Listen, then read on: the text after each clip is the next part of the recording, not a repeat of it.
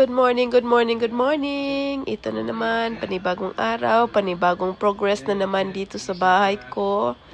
Today, March 12, 2026. So, more than 2 months na tong natayo yung nagsimula tong bahay ko.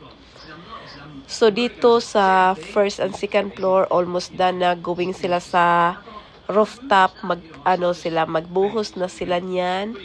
Then while dito naman sa extension para sa room naming mag-asawa, pinapapunta ko na lang yung loader doon kasi nga kung mag-use sila ng what you call this, maghakot-hakot lang sila, super ang tagal. Lalo pa this time guys na super ang init. Kaya since medyo available yung delivery ko this time, kaya hiniraman ko muna yung loader para ma-post na lang ng loader doon.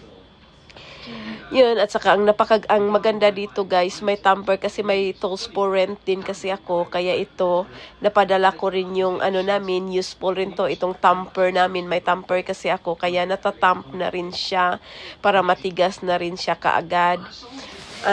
Maganda kasi nito rin sa nag-order ako ng tuwa. Actually, itong earthfill na to dinilabor sa amin, pero lumabas pala, hindi siya earthfill, naging tuuan pala siya. Kaya ang ganda-ganda ng mga pangbuhos ko this time.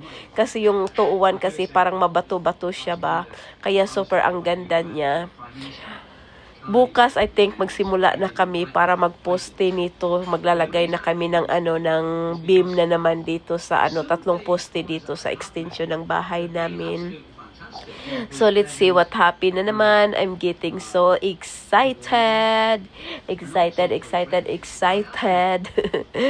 So, good luck guys. Good luck for me. Good luck sa mga gastusin. But well, ganun talaga yung life pagpapagawa ka ng bahay.